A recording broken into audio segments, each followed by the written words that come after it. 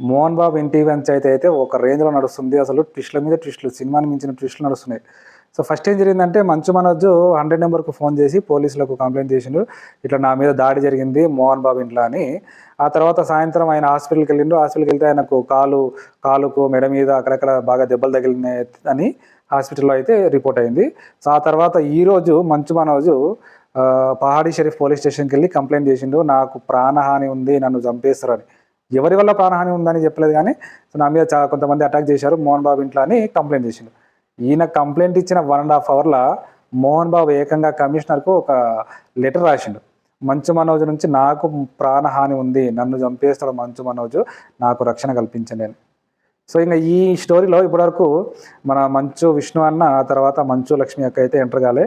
చూడాలి ఇగ ఎన్నెన్ని ట్విస్ట్‌లుంటాయో, ఎన్నెన్ని ఇవి ఉంటాయో. సో, ఒక ఇంట్లో పంచాయతీ జరుగుతుందంటే మనందరికి చాలా ఇంట్రెస్టింగ్ ఉంటది కదా! చూద్దాం.